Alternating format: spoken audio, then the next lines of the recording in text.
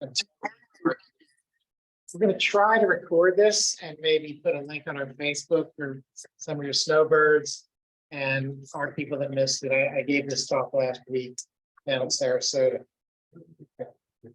All right.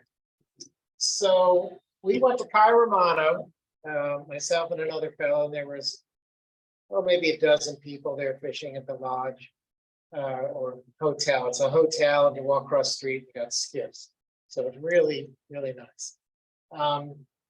Basically, Kyle Romano.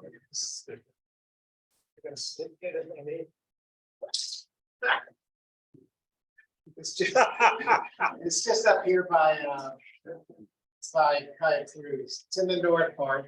And what we did is we drove down to Miami, and there's a direct flight from Miami to Camagüey, which is about here in the mountains, 50-minute flight. And you take a 2-hour shuttle to the hotel. The hotel was beautiful. This was all the trips are done by Avalon, but we booked through Yellow Dog. I think they're in Montana. It was the same price. It was 6 nights, 6 days fishing, 7 nights, and I think it was around $6,000. They charge a little more if you use a credit card. The fishing is long. It's 8 a.m. to 5 p.m. and they pack you a lunch, so you get a lot of time in the water. And the best tarpon fishing is supposedly in April and May. So we went, I think, mid-May. These guys are going in October. I'm not sure, the tarpon migration there, and these aren't giant ones, these are mostly babies that we saw, is supposedly in May. All right. So this is a very horrible picture of the water there. There's 6 beats that these guys fish, kind of like English beats. And you get a guy and he takes you around and you make the circuit. And there's different fish known in each beat. Maybe tarpon in one, more bonefish in the other.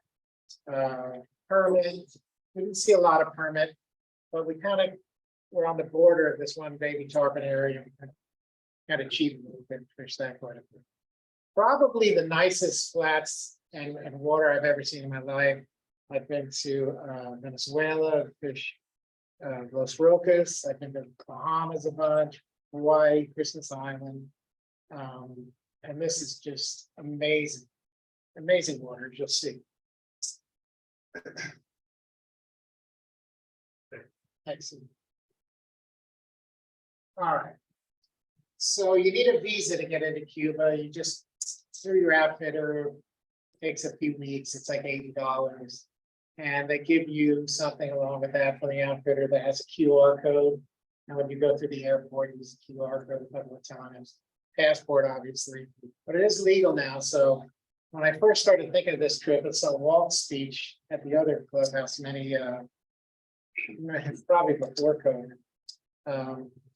I think you had to go through Cancun at that point and then fake stamp your passport. It was kind of crazy. But now, if it's 50-minute flight out of Miami, very simple, little hot in the airport, getting your bags and stuff. I use a spinning rod case that I carry with 4 fly rods in it. You cannot bring spinning rods into Cuba, according to my outfitter, Yellow Dog. So I brought some tube lures for barracuda and put them on my 10 weight. We trolled them around. I'll get to that in a second. You say it's legal now? Yeah. We went a few times. And you used to have to claim one of 7 categories. Yeah, I think it was humanitarian or something. I forget. They tell you what to write in there. You still do that? It's more of a just, perfunctory. Okay. There's 2 tips. You pay the guides at the end and you pay the staff. And the people there are wonderful. I mean, they will dive in the water and get a fish that's stuck under a rock. They'll bring you extra blankets, pillows, whatever you need. The only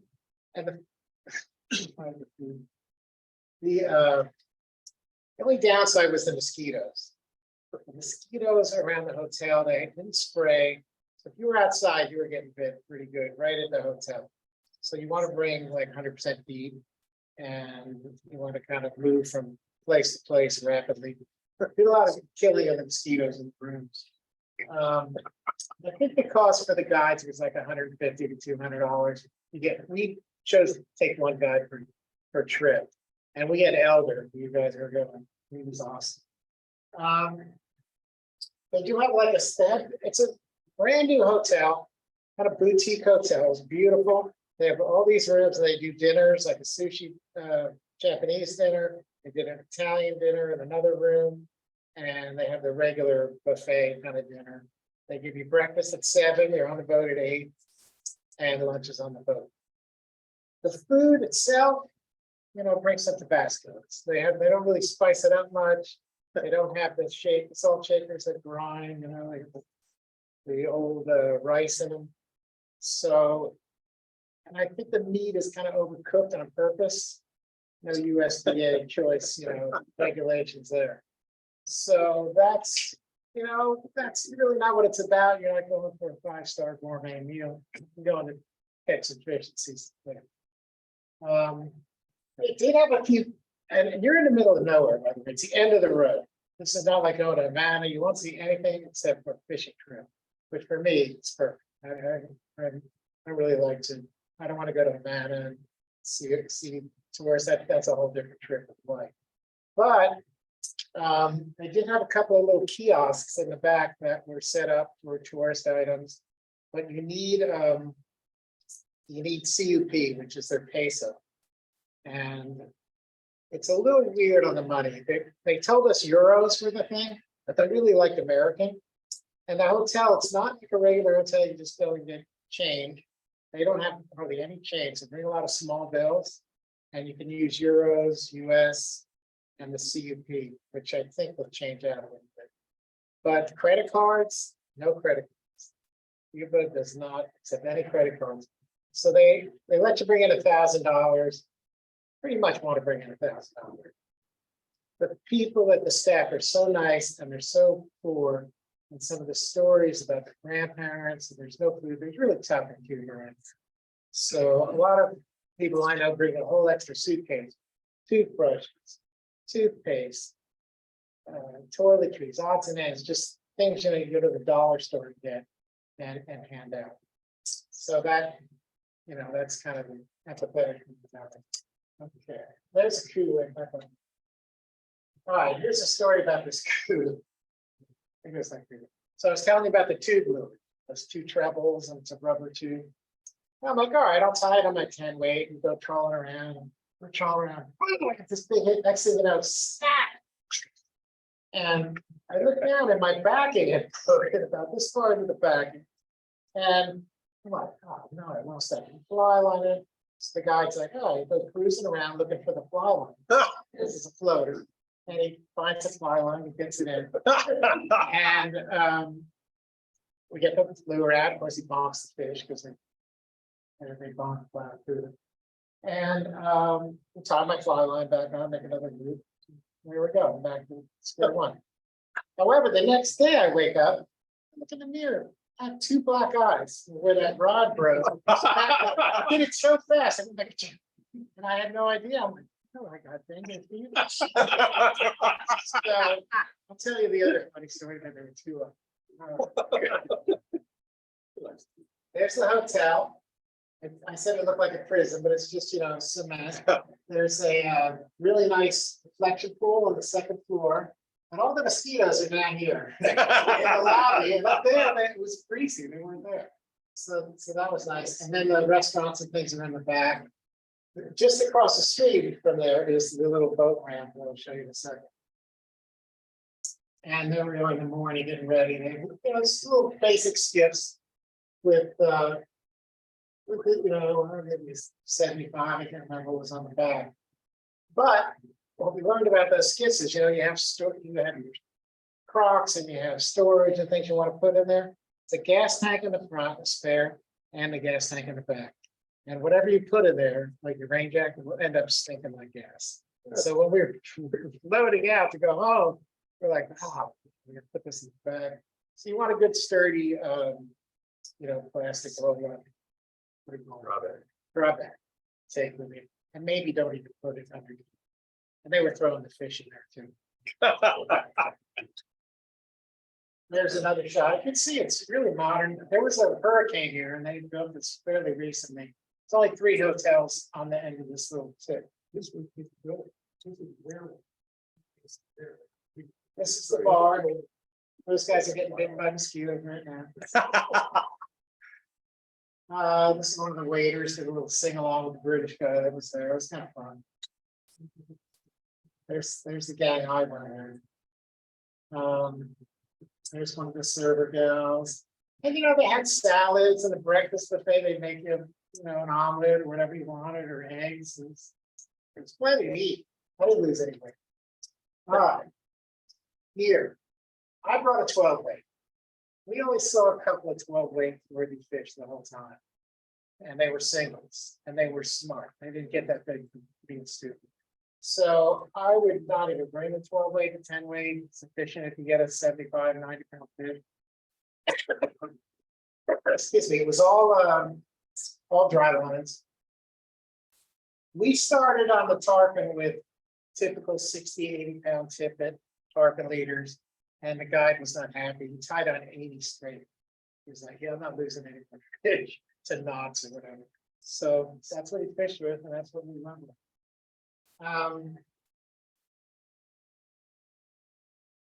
Permit, like I said, we didn't see many. I probably had 150 permit flies with me. I want to scale down. They like the Avalon rattle crab and shrimp, which has beads in it, on the mono. Have you ever seen that? You tie it in, it's got 3 beads and it makes a noise. Good fish for redfish here also. So now I've got a lot of those. Bonefish, I'll use gray mantis flies or hand mantis flies. Our guide had told us that it had come right off a full moon, so they would use a lot of shrimp patterns. And he looked at every fly like a doctor. He was looking through our boxes, very specific flies they wanted to use. I also had 3,000 bonefish flies. Carpet flies were, your typical black little rabbit tail flies, and some shrimp patterns. And what else did we use? A couple of like pilchards and stuff like that. There wasn't that many, mostly black, like the guide's choice always.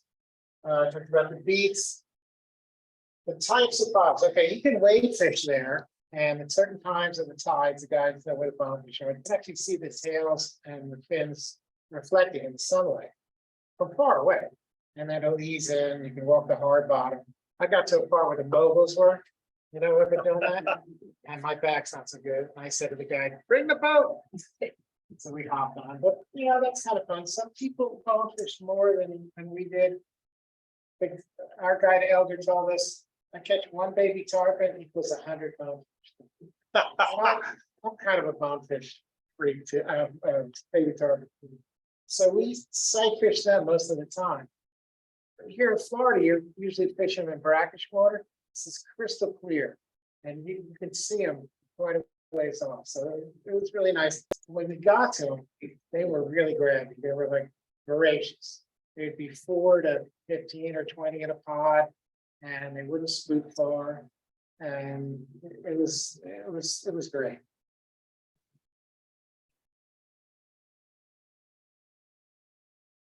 Yeah, I think we went over those. There were a few jacks, but they weren't kegged up. You'd see a big one go flying. They were going by fast, and they tried to get a cast in them. Some people got a couple, but not many.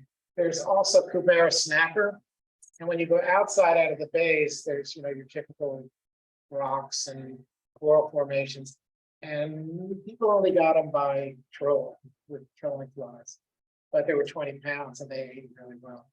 The one story is one went under a rock and the guy dove in with his fins and his mask and he freed the fish. They ended up landing it. So I didn't get a picture. This is the guy went with Richard. That's fairly typical bonefish. They're not all that smart, pretty easy to catch. I mean, one guy told me he caught 15 one day. I think I did 3 or 4 and then said, let's go find a baby tarpon. So, it's up to what you like to do. They're not risky to be in a boat, so it's great fishing. Patterns, typical bobfish patterns, gotchas, mostly gotchas, crazy Charlies. They'll eat pretty much anything with some big little small shrimp. The permits, crabs.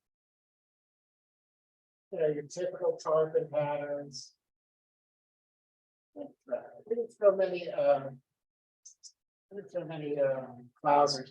However, we did get bored one day. We went to the mutton snapper area out off the coast, and that was fun because we were double hooked up, triple hooked up, and they're really good eating and they fight really hard. And that's when he was throwing them in the gasoline. But I mean, it was just like ridiculous, just throwing. They put up good fights on an 8-weight. So, I always do this on my tropical trips. I always try to find a snapper hole and just kind of get the line bent and have some fun and not the pressure of, sight fishing as much. Did the restaurant put your snapper for you? The restaurant butchered the snapper, sadly. They did really good on the Cuba. Somebody told them to fry them and they just fried the hell out of them and just chopped them. So if you do go, tell them to play. And fun. All right, that's probably the nicest baby I got. There's Elder, the guide. We were coming off a bellfish flat and saw some baby tarpon. He pulled like 100 miles an hour, like a madman to get around them. So I mean, they'll do anything to get a fish. These guys, it was really good. Exactly. I wear sim socks on the boat, so I can feel the line and not get my feet burnt. Some people wear wading shoes, but you kind of can step your line up a little bit. You need something on your feet, either a lot of sunscreen and a lot of sun down there. But I wear long pants and sim socks. Guys, this is my preference. I got a bad back. The guys are so good. 90% of the time, they're going to see a fish before you do. So what I would do is I didn't do this. I'd get a 5-gallon bucket cushion, like a throw cushion. I would just sit there waiting for it, like ready. And he'd go like 9 o'clock, 30 feet. I'd get up. That's what I'm going to do next. All right. Kind of lazy. There's Richard with a nice one. Richard lived in Key West his entire life, broke off every tarpon he saw because he was fishing other fish with a spinning rod he didn't know it. Just started fly fishing and was pretty much a rookie. And he did pretty well, but he was a happy camper and he was very diligent. There's Elder. I think that's the barracuda we caught. That was the red fish. He was fun. There's me not knowing how to hold the fly rod. They wear something on their head. There's Elder. I know apparently all the guides were good from what we heard, but this guy, when I talked to the head guy, the first day when you get there and you come in on the shuttle, the head guide pulls you together, eat lunch or something, and he tells you about the beats and who's going to go with who and pair it up, and really nice, informative people. And I highly recommend this trip. I was a little weird about going to Cuba, but there was nothing weird about it. Other than the ski there. This is an area we fished. It was water was going out. We thought we were going to fish snapper and start catching big bonefish. Just throw it across and kind of like a river kind of mending. So that was fun. There's a baby there. There's a lot of these. Oh yeah. So Elder, our guide, was adamant about fishing with your line in the water. Stripping. Nothing up here, nothing down. When you hook up, he said, hook in the water, hook in the water. He meant rod tip. So we fought the fish low the entire time. And when you get them near the boat, we were switching. Turn them this way, turn them that way, confusing a little bit. The strike was, the set strike was really important because things have hard mouths. So we demonstrated it, of course, like 3 days in. And he's like, get as low as you can, hard as you can, and do it again, really set them up. So that's an important feature. I learned. And we lost quite a few fish. I mean, sometimes they maybe tarpon, they come off, they jump. You can't really win. But other times, a better hook set would have helped. He also likes a hook that goes down a little versus a straight hook. Some of them are kind of curved down a little bit. He was adamant about that. And what else did he tell us? No talking on the boat. He didn't like noise, anything. Maybe really still. They could talk, but I mean, like clanking things, it's bad juju. So we learned a lot, as well as, and I've been on about 2 trips, and it's really good. He taught us a lot of tricks. And these fish are probably, 15 to 30 pounds, something like that. The thing was, you were seeing them, and you could stop, you could see them clear as day, and the water's beautiful, and you throw it anywhere near them, they were like a pack of dogs chasing it. Part of the problem was you're stripping in and they're coming at you. So sometimes they eat it, overtake the fly, and you've got all this slack, and it's almost impossible to set the hook. The second funny story is that first bigger tarpon that he pulled after. It was a little green when we got it in. He really kind of horsed him in. And he grabbed the leader, as they do, and he got on his knees, and he's trying to get it so he can grab in his mouth. The fish took a jump, smacked him right in the face like a punch, almost knocked him out. And then to make matters worse, it slipped in my hands and its tail hit me in an unfortunate spot. And I almost fainted my mouth. So wear a glove.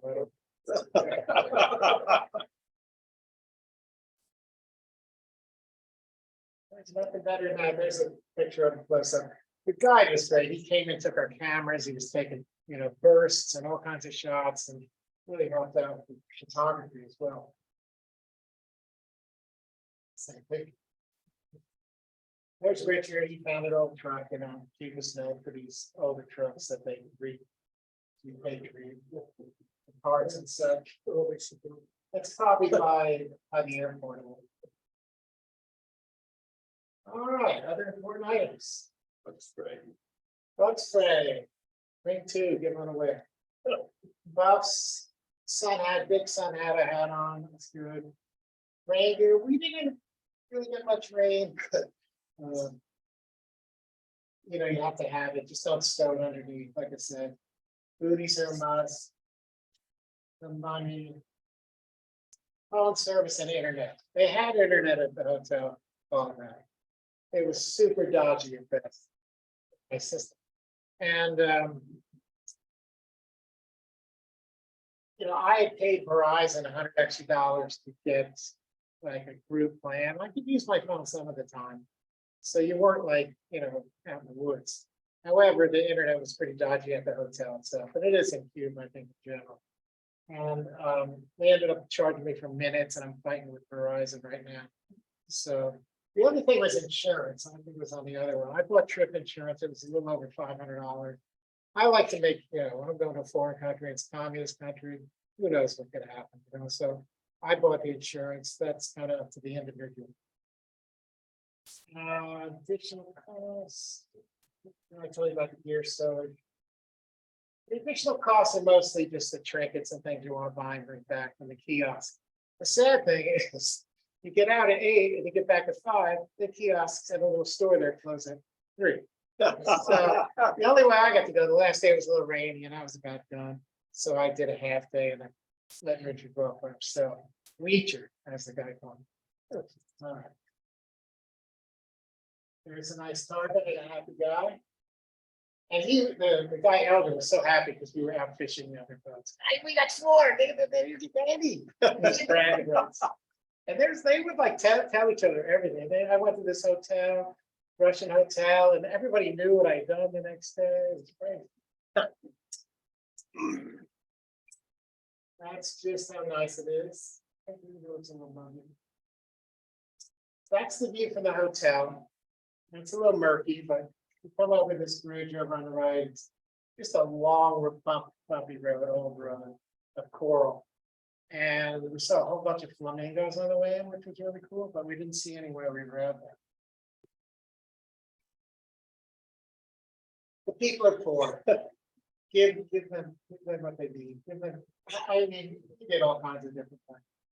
They had cigar night, because they were so far out there, they had a guy wheeling some cigars and did demonstrations. He put the little stick in the cigar and lit it that way, and they weren't cheap, but you're allowed to take 50 cigars back with you, so a lot of the guys took advantage of that. I just ran for the seat. When you say not cheap, remember what the price was? I think it was like, I didn't really go in there, but it was a couple $100 for 25 or something like that, maybe 3. I was gonna say, But they were big Monte Cristo, they were, they were nice cigars. we were in the Bahamas in January and I was shocked at the airport. $96. Yeah, and if you're in $8. Cuba, you get Cubans, that's what.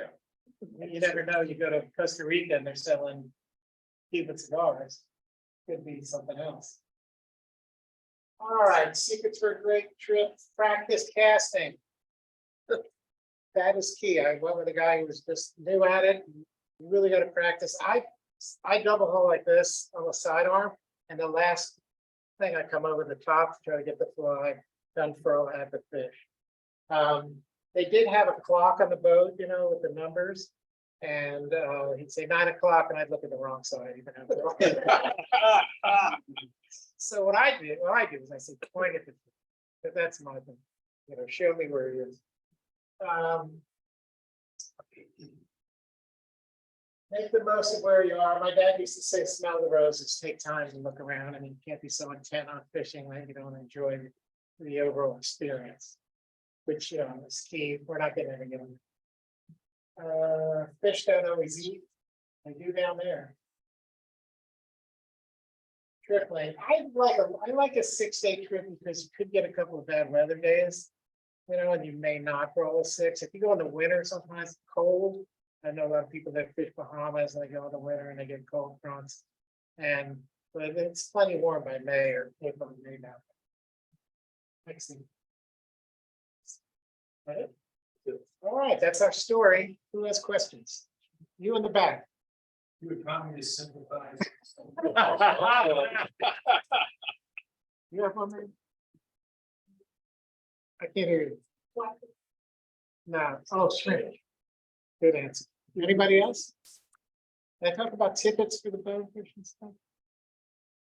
How much did you pick your guy? It was 150, they said. I think we gave them 2, and these guys were giving them 250. $6. For the whole week, yeah, for the week. And I gave the guy, he wanted my speaker, so bad, my little portable speaker. And other people were, they were all fighting over it. They fight over stuff that they can't get there. So I gave it to him for his birthday. We fished on his birthday. How much did they got? Well, the whole trip was $6,000 with the hotel and food. Airfare was about $440, I think. And we had to stay in a hotel in Miami on the way down. And gas up and back. That was it. You guys will fly out of Tampa, I'm told, to Miami and then hop, which could be actually better because Miami airport is no fun. Yeah, Ted was saying, well, Havana's 9 hours away from where we're going. So this is flying either into Camagüey or Santa Clara. So that's another spot. Language barriers. Not much English. So if you speak a little Spanish, it helps. I've got soccer, Spanish and things that I've learned. Like I said, the guy, hook in the water, what's he talking about? But it's interesting because there's a guy who posts on the mangrove site all the time, and he's losing baby tarpon. And I said, well, the guide said, keep the line in the water. And another guy said, no, you can keep it up. That's only for big fish. And then one of the other guys chimed in, broad tip in the water. And it really helped. Most of the guys who read that, you get communicate with the guy. Yeah, I mean, they speak casual English. And they were good. I mean, these are Avalon guides, most of them, and they are, the guide trips are first class. And the liquor's free, and they just keep bringing you beer after beer. If you don't stop. I learned the hard way that they pour about a triple of beef eater before, tonic. They didn't even know what tonic was. But I was like smashed after 2 drinks. I'm like, what is going on here? Then I watched the guy pouring and they don't care. The last time we were there, they gave, when you checked in the hotel, you got a wristband. Yes, exactly. And the wristband took care of everything. I mean, you could go get food, you could go get drinks. I mean, in the resort, the wristband was your pass. And so, But I had the wrong color at the Russian hotel. It did not work. Ours were silver and theirs were red. What does Yellow Dog do for you besides book the trip? They booked it and they were integral in getting the visa and the insurance and all the details to you. So that was kind of good. I ended up getting the emails for the guides themselves who put me on to people. That might help. But there was no more charge using Yellow Dog than actually booking the trip. So Any ground support in Cuba from Yellow Dog or no? they have phone numbers and things if you have problems. But we didn't have any issues. That's what I remember. When we went to Cuba, all the Yellow Dog people got swag. They gave you it or they had some? Yeah, they gave away. I think everybody. gave Yeah. away. We never really met any Yellow Dog people down there. Sometimes they're on the trip. Yeah. But, there was just somebody at the shuttle, that greeted you and hopped on the shuttle. Shuttle was air conditioned. It was a big giant one. So that was nice. It wasn't a little van or anything. Was this your first trip to Cuba? First trip to Cuba, yeah. I like some of the tips that your guy gave you. I think that's really good, like the rod. In fact, I was working. Rod the water and setting the hook. Keeping the line down in the water. Yeah, one thing, if you've never flats fished on a boat, and I learned this the hard way in the Bahamas, you're bow fishing, the boat is moving forward, there was wind, and you make the cast. And even if you come tight right away, there's a lot of slack in the boat moving forward. So you gotta grab the line and throw back like, quickly 10 feet of line just to get tight to the fly. I took my friend from Oregon, he was never tight to he was never moving the fly. And it's like, why is they eating it? Because, you have way too much slack. So when he finally got that notion in his head, he did really well. One other thing is Ethan brought in Heritage fly rods. They closed their company and we bought all their fly rods. And they're all under $100 here if you want to take a look. And they're kind of based on a Winston. And I've got about 4 of them. They really cast well. They're fast rods. So after we're done, if you want to take a look, he's selling those. Any other Cuban questions? Going once. All right. Well, thank you very much for having us. thank you, Jay. Thank you, Jay. I have no idea. We got the raffle. Okay. We got in raffle tickets. You want to read them out?